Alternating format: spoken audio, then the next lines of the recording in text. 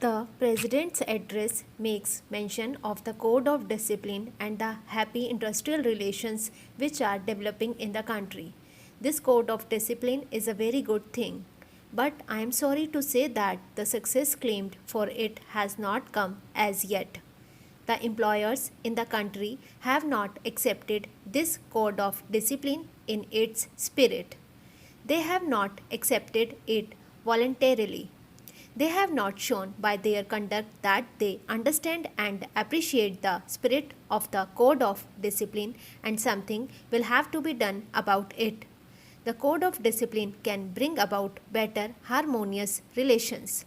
It can bring about better industrial relations, and it can create conditions in which the industrial production in the country will go up by leaps and bounds. Industrialists in the private sector and some of the bureaucrats in the public sector do not accept this code of discipline, and unless the Ministry of Labor does something drastic about it, unless the Ministry of Labor does something which would not make the non-observance of this code on the part of the employers a penal offense, I am afraid the spirit of the code would be defeated. The Ministry of Labor has done well in bringing forward a code of efficiency and welfare. There is as yet not enough agreement on that code even from the labor's point of view. But I am sure efforts to further the acceptance of this code of efficiency and welfare will be continued, and if that is done, it will be a great help to industrial production in the country. In the matter of the bonus commission, sir, the progress made has been disappointing. It was as early as January 1961 that the Honorable Labour Minister announced the appointment of the commission. The progress made in respect of the bonus commission during the last 14 months has been that its terms of reference have been settled and its constitution has been agreed upon. That I am afraid it is very slow speed in the direction of the solution of a problem whose solution is so very important. The President has correctly mentioned the great objective of securing workers' participation in the management and the establishing of joint management councils.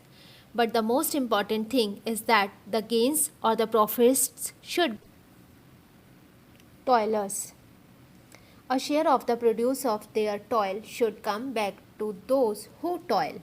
The acceptance of profit sharing is an all thing. It was accepted by those responsible for the industrial truce 14 years back. But we are yet to evolve a satisfactory formula. The full bench formula of the Labour Appellate Tribunal, repeatedly approved and endorsed by the orthodox judges of the Supreme Court, is no solution of the problem. It just denies the workers their due share in the profits. It was because of this peculiar situation that the need of appointment of the bonus commission was accepted by all parties. But what we now find is that it has taken them 14 months to decide the terms of reference of the commission, and I do not know when we can expect its report. The members of the bonus commission should be directed by the government to find an early solution to this important problem. Similarly, I must point out that the delay in the matter of evolving a consolidated scheme of social security for industrial workers is a dangerous thing. We have today a number of social security schemes, but none of them look after the workers in his old age. The government of Uttar Pradesh made a provision that the discharge of workers because of ill health or old age should be treated as retrenchment. But we have now the verdict of the High Court of Allahabad that this cannot be done. The result is that while workers in industrial establishments today are covered against the risk of ill health, there is no insurance against the risk of old age. There is no scheme of gratuity which the industry has to follow. There is no old age pension scheme which the industries in the country have to adhere to. The result is that there is a big gap or disparity in the lives of the workers who are in employment and those who are out of it, particularly those who are thrown out of employment because of old age or continued ill health. Therefore, something should be done about it as soon as possible, and there should be some sort of a scheme to see that the worker, after meritorious service to the industry, got at least the equivalent of a retrenchment relief when he retired due to old age or continued ill health. That is a pressing problem. We know that in Kanpur, industrialists have adopted the practice of terminating the employment of workers merely by giving them 12 days notice. The worker is told that he has been found to be unfit. I would like briefly to give the background under which this bill has been brought forward by the government. The House is aware that it's nearly half a century. It was established in 1910 and since then it has rendered very valuable service for the promotion of Hindi, and through holding various conferences it focused the attention of the country to the great importance of Hindi as a national language. The institution has rendered valuable service in various other ways also. It has been conducting examinations. It has also been affiliating institutions which are doing similar kind of work in the field of Hindi, and it has branches in various parts of the country. The institution has also built up a library which probably contains almost all the books which have been published in Hindi so far, and it has a valuable collection of manuscripts. I understand that it is one of the best in the whole country. It conducts various examinations, and these examinations have been recognized by the government. It has also on its rolls a large number of members. Some differences have arisen among the members, and the activities of the institution have been paralyzed. After the declaration of Hindi as the official language, it was thought by the Sammelan that it was necessary to amend its constitution.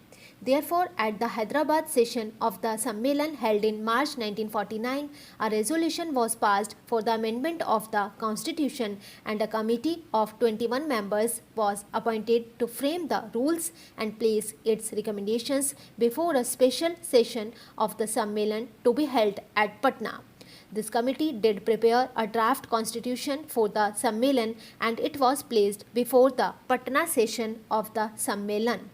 But unfortunately, at this session, differences arose among the members, and after a good deal of discussion, it was decided ultimately to entrust the framing of the constitution to a committee of 7 persons with his proviso that a constitution signed by 8 members shall be deemed to be approved by the general session of the Sammelan. This committee prepared a constitution, and it was considered by the session of the committee held in December. At this session, differences arose among the members, and the Sammelan was not able to hold its session. The situation now is that the institution is in the hands of an official receiver. He has done good work, but obviously at the present moment, because he is only an honorary person looking after the institution, he cannot give much time, and the institution had not been doing the work for which it was established 7 years back. Various efforts have been made to bring about some kind of a settlement, but all these efforts have failed. Ultimately, the Uttar Pradesh government had to intervene and pass the Act of 1956. This act was also in the nature of an interim measure, but the act of the UP government was challenged in the High Court at Allahabad, and it was declared ultra virus mainly on the ground that it created a corporation with objects not confined to one state, and the court said this legislation could be passed only by parliament. We have been receiving various representations from people who are interested in the welfare of this institution and the promotion of Hindi, and the government have therefore thought it proper to declare this institution as an institution of national importance and to rescue